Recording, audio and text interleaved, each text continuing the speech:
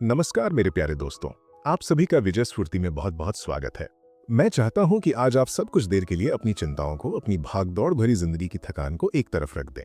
एक गहरी सांस लें और मेरे साथ एक ऐसी यात्रा पर चलें जो आपके जीवन को देखने का नजरिया हमेशा के लिए बदल सकती है। दोस्तों, हम सभी के जीवन में कभी न कभी किसी न किसी मोड़ पर एक ऐसा वक्त जरूर आता है जब सब कुछ धुंधला सा लगने लगता है। हमें महसूस होता है कि हम एक गहरे भंवर में फंस गए हैं। हम खुद से, अपनी ही आदतों से और रोजमर्रा के संघर्षों से इतना थक जाते हैं कि मन में निराशा घर कर लेती है।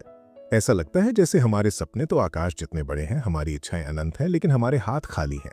हम उन्हें पूरा करने में खुद को असमर्थ पाते हैं।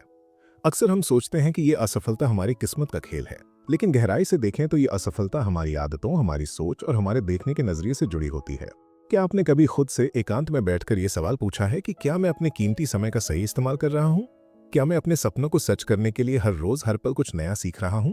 क्या मैं कल से बेहतर इंसान बनने के लिए आज मेहनत कर रहा हूं? सफलता का रास्ता कांटों भरा हो सकता है, कठिन हो सकता है, लेकिन मेरे दोस्तों, ये असंभव बिल्कुल नहीं है। बस जरूरत है तो खुद को बदलने की। याद रखिएगा, बुरी आदतों से हार मान लेना बहुत आसान होता है, ढलान पर लुढ़कना आसान होता है, लेकिन अगर हम उन बुरी आदतों को छोड़कर अच्छी और सात्विक आदतों को अपनाते हैं तो वही आदतें हमें उन ऊंचाइयों तक ले जाएंगी जहां पहुंचने का ख्वाब आप आज देख रहे हैं। आज मैं आपको एक बहुत ही पुरानी मगर दिल को छू लेने वाली कहानी सुनाने जा रहा हूं। ये कहानी छोटी है, लेकिन इसका सार इतना गहरा है कि ये आपकी पूरी जिंदगी बदल सकती है।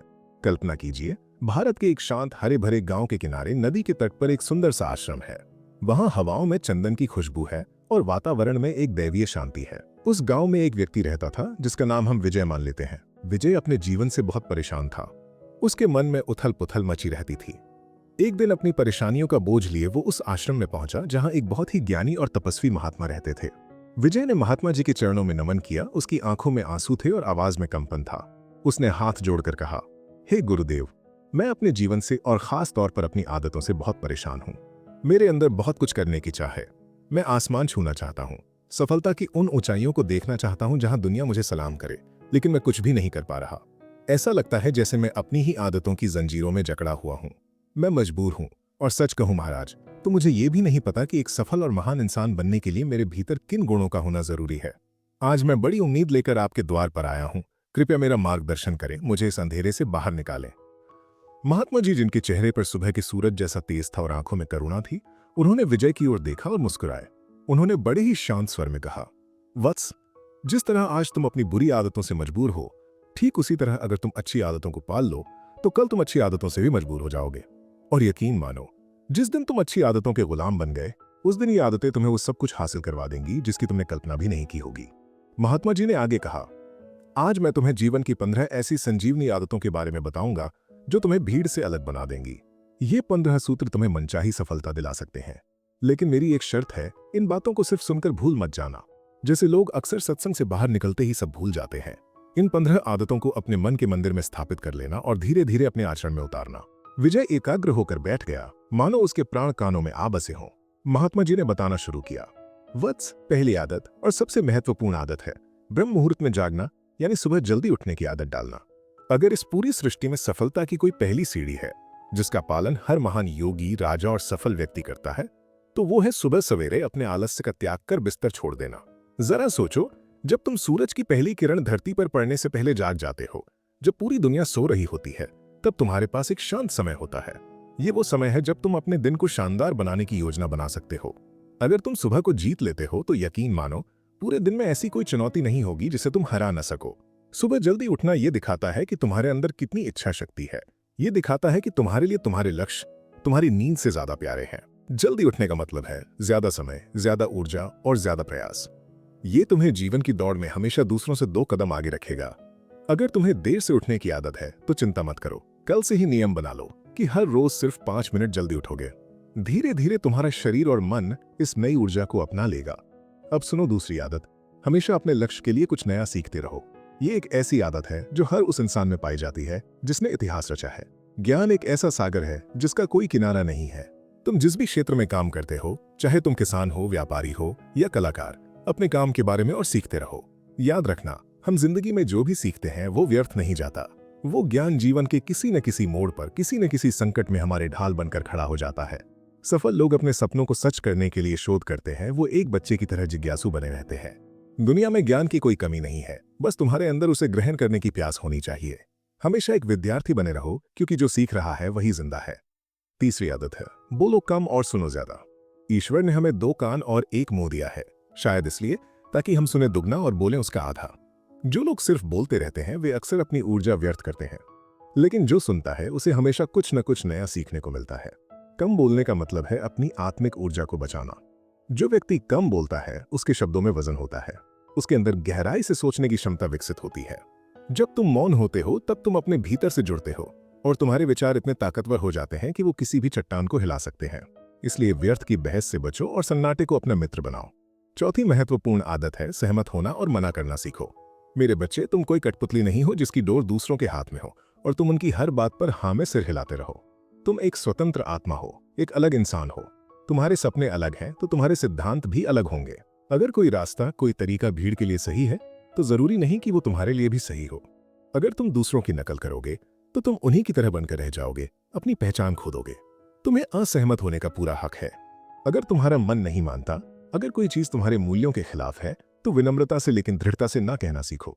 चाहे वो मित्रों के साथ व्यर्थ समय बिताना हो या कोई ऐसा काम जो तुम्हारी मंजिल की तरफ नहीं जाता, उसे मना करो। ना कहकर तुम शायद पल भर के लिए किसी की नजरों में बुरे बन जाओ, लेकिन खुद की नजरों में और अपने भविष्य के लिए तुम हमेशा सही रहोगे।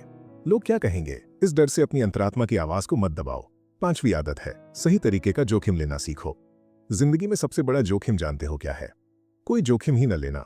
अगर तुम डर के मारे किनारे पर ही बैठे रहोगे तो तुम सागर के पार कभी नहीं जा पाओगे।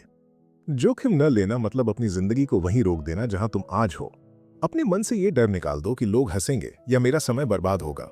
देखो, एक इंसान को जीने के लिए सिर्फ रोटी, कपड़ा और मकान चाहिए, जो पाना बहुत मुश्किल नहीं है। लेकिन तुम्हारा मकसद सिर्फ सुरक्षित रहकर मौत का इंतजार करना नहीं है। तुम्हें एक योद्धा की तरह चुनौतियों को धूल चटाकर एक विजेता का ताज पहनकर जीवन जीना है। सही कामों के लिए, अपने सपनों के लिए जोखिम लो। बुढ़ापे में तुम्हें इस बात का अफसोस नहीं होना चाहिए कि काश मैंने उस वक्त हिम्मत दिखाई होती। छठी आदत बहुत गहरी है, इसे ध्यान से सुनना। उस इंसान को समझने की कोशिश करो जो अगले 60 वर्ष तुम्हारे साथ बिताने वाला है, और वो इंसान तुम खुद हो। हम पूरी दुनिया को जानने में लगे रहते हैं, लेकिन खुद से कभी नहीं मिलते। तुम अपने आप को कितना समय देते हो? क्या तुम हर दिन 10 मिनट शांति से अकेले में बैठकर ये सोचते हो कि तुम्हारी जिंदगी किस दिशा में जा रही है? मैं कौन हूं? मैं कहां से आया हूं? और मुझे कहां जाना है? तुम्हारी भावनाओं को, तुम्हारे दर्द को तुमसे बेहतर कोई नहीं समझ सकता। इसलिए हर रोज खुद के साथ आत्मचिंतन की बैठक करो। उस समय न कोई किताब हो, न मोबाइल, न कोई दूसरा इंसान। बस तुम और तुम्हारी रूह। खुद से बातें करो, खुद को अंदर से जानो। ये 10 मिनट तुम्हारी जिंदगी की दिशा बदल देंगे। 7वीं आदत है, निर्णय लेना सीखो और तुरंत काम पर लग जाओ। दुनिया में ऐसे कितने ही लोग हैं जो निर्णय ही नहीं ले पाते। वो दुविधा में ही पूरा जीवन निकाल देते हैं। ये करूं या न करूं, व्यापार करूं या नौकरी। याद रखो, कोई भी निर्णय न लेने से बेहतर है कि कोई एक निर्णय लो और उसे सही साबित करने में अपनी जान लगा दो। जो सफल लोग होते हैं उनके निर्णय लेने और काम शुरू करने के बीच का समय लगभग 0 होता है। टाल मटोल करना छोड़ो। अगर तुमने आज सुबह 8 बजे कोई योजना बनाई है तो 8:01 पर तुम्हारे कदम उस दिशा में उठ जाने चाहिए। समय का इंतजार मत करो, समय का निर्माण करो। 8वीं आदत है, समय को लक्ष्य में लगाना सीखो। समय ही एकमात्र ऐसा धन है जो लगातार हर पल हमारी मुट्ठी से फिसलता जा रहा है। इसकी रफ्तार न कभी धीमी होती है, न रुकती है। जो सो रहा है वो खो रहा है, जो जाग रहा है वो भाग रहा है। जैसे ही हम पैदा होते हैं हमारे जीवन की उल्टी गिनती शुरू हो जाती है। इसलिए इस कीमती समय को व्यर्थ की गपशप में, बुराई में या आलस्य में बर्बाद मत करो। समय के साथ दौड़ना सीखो। आज जो तुम्हारे लिए जरूरी है उसे आज ही करो, क्योंकि बीता हुआ कल कभी लौट कर नहीं आता, चाहे तुम अपनी पूरी दौलत ही क्यों न लुटा दो। 9वीं आदत है, फालतू की झंझटों को नजरअंदाज करना सीखो। हमारे पास ऊर्जा सीमित है, जैसे एक दिए में तेल सीमित होता है। अगर हम अपनी ऊर्जा को हर छोटी छोटी बात पर, हर किसी के झगड़े में या बेमतलब के कामों में खर्च करेंगे तो हमारे लक्ष्य के लिए ऊर्जा ही नहीं बचेगी। ज्यादातर लोग यही गलती करते हैं, वो हर जगह अपनी टांग अड़ाते हैं जिससे उनकी शक्ति बिखर जाती है। एक एकाग्र तीर की तरह बनो। जो काम जरूरी नहीं है उसे छोड़ दो, जो काम दूसरे कर सकते हैं उन्हें सौंप दो। अपनी सारी ऊर्जा, अपना पूरा ध्यान सिर्फ उन कार्यों में लगाओ जो तुम्हें तुम्हारी मंजिल के करीब ले जाते हैं। अर्जुन की तरह सिर्फ चिड़िया की आंख देखो, बाकी सब धुंधला कर दो। इंटू 10वीं आदत एस्ट्रिस्क।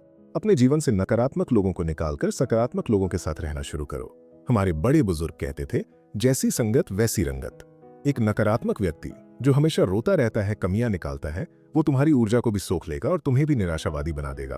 तुम उन 5 लोगों का औसत होते हो जिनके साथ तुम अपना सबसे ज्यादा समय बिताते हो। अगर तुम्हारे दोस्त आलसी हैं तो तुम भी आलसी बन जाओगे। अगर तुम्हारे दोस्त महत्वाकांक्षी और मेहनती हैं तो उनकी आग तुम्हारे अंदर भी जलेगी। ऐसे लोगों से दूर हो जाओ जिन्हें गर्मी में सर्दी और सर्दी में बरसात की शिकायत होती है। ऐसे लोग न खुद खुश रहते हैं न दूसरों को रहने देते हैं। सकारात्मक लोगों की संगत करो जो तुम्हें ऊंचा उठने के लिए प्रेरित करें। 11वीं आदत है लिखने की आदत डालो। जब भी तुम्हारे दिमाग में कोई अच्छा विचार आए, कोई नया आइडिया आए, उसे तुरंत कागज पर लिख लो। हमारा दिमाग विचारों की फैक्ट्री है, लेकिन अगर हम उन्हें लिखकर सुरक्षित नहीं रखते तो वे हवा के झोंके की तरह उड़ जाएंगे और हम उन्हें हमेशा के लिए भूल जाएंगे। अपने सपनों को लिखो, अपनी योजनाओं को लिखो। जब हम किसी चीज को लिखते हैं तो वो हमारे दिमाग में पक्की हो जाती है। लिखने से मन का बोझ हल्का होता है और दिमाग नए विचारों के लिए खाली हो जाता है। एक छोटी सी डायरी हमेशा अपने पास रखो, ये तुम्हारी सफलता का नक्शा बन जाएगी। 12वीं आदत है स्वस्थ रहो और स्वस्थ जीवन शैली अपनाओ। हमारे शास्त्रों में कहा गया है, पहला सुख निरोगी काया। कम खाओ, सात्विक खाओ, रोजाना व्यायाम, प्राणायाम और ध्यान करो। ये न केवल तुम्हें बीमारियों से दूर रखेगा बल्कि तुम्हारे चेहरे पर चमक लाएगा और तुम्हारे आत्मविश्वास को बढ़ाएगा। याद रखना, एक स्वस्थ शरीर में ही एक स्वस्थ और तीव्र बुद्धि का निवास होता है। जब तुम शारीरिक रूप से फिट रहोगे तो तुम अपनी मंजिल की ओर तेजी से भाग पाओगे। अपनी देह का सम्मान करो, ये ईश्वर का दिया हुआ मंदिर है। 13वीं आदत, हमेशा खुश रहो और मुस्कुराते रहो। एक रोनी सूरत वाले इंसान से कोई भी मित्रता नहीं करना चाहता।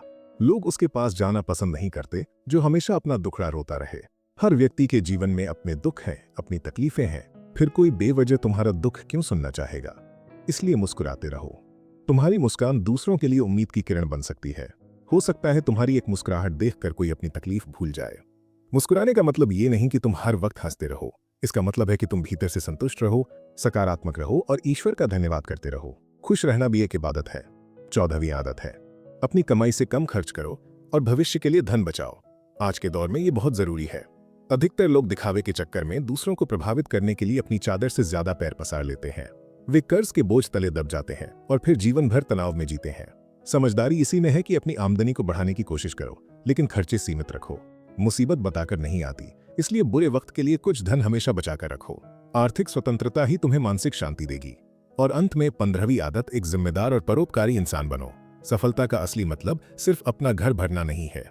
ऐसे बहुत सारे काम हैं जिन्हें करके तुम दूसरों की मदद कर सकते हो। किसी भूखे को भोजन कराओ, किसी गरीब की मदद करो, समाज के लिए कुछ अच्छा करो। एक वृक्ष तभी महान कहलाता है जब वो दूसरों को छाया और फल देता है। एक सफल व्यक्ति तभी पूर्ण कहलाता है जब वो अपने साथ साथ अपने समाज और देश का भी भला करे। लोगों की दुआएं कमाओ, क्योंकि दुआएं वहां काम आती हैं जहां दवा और पैसा काम नहीं आता। महात्मा जी ने अपनी बात समाप्त करते हुए विजय की आंखों में देखा और कहा, वत्स, ये थी वो 15 आदतें। ये कोई जादू की छड़ी नहीं है, लेकिन अगर तुम इन्हें अपने जीवन में, अपने आचरण में, अपनी सांसों में उतार लोगे तो तुम न केवल सफल बनोगे बल्कि दूसरों के लिए एक मिसाल बन जाओगे। जाओ और आज से ही, अभी से ही अपने नए जीवन की शुरुआत करो। विजय को अपने प्रश्नों का उत्तर मिल चुका था। उसे ऐसा लगा जैसे उसके कंधों से मनो भारी बोझ उतर गया हो। उसने महात्मा जी के चरण स्पर्श किए, उनका आशीर्वाद लिया और एक नए उत्साह, एक नई उमंग के साथ अपने गांव की ओर चल पड़ा। तो मेरे प्यारे दोस्तों, इस कहानी की सीख यही है कि हमारी आदतें ही हमारे जीवन की दिशा और दशा तय करती हैं। हम आदतों को बनाते हैं और फिर आदतें हमें बनाती हैं। यदि बुरी आदतें हमें बर्बाद कर सकती हैं तो अच्छी आदतें हमें आबाद भी कर सकती हैं। सफलता पाने के लिए जरूरी है कि हम अपने समय और ऊर्जा का सम्मान करें, नए ज्ञान को ग्रहण करें, सही जोखिम लें और खुद पर अटूट विश्वास रखें। अगर हम इन 15 सूत्रों को अपनाते हैं तो सफलता हमारे कदम चूमेगी। मैं उम्मीद करता हूं कि आज की ये कहानी, ये चर्चा आपके दिल में उतरी होगी। आप इनमें से कौन सी आदत को सबसे पहले अपनाएंगे, या कौन सी आदत है जो पहले से आपके अंदर है? मुझे नीचे कमेंट करके जरूर बताएं। और हाँ, इस वीडियो को, इस ज्ञान के दीपक को अपने दोस्तों और परिवार के साथ शेयर जरूर करें। क्या पता आपकी वजह से किसी और की जिंदगी बदल जाए। हमेशा हंसते रहिए, मुस्कुराते रहिए और अपने सपनों की ओर बढ़ते रहिए।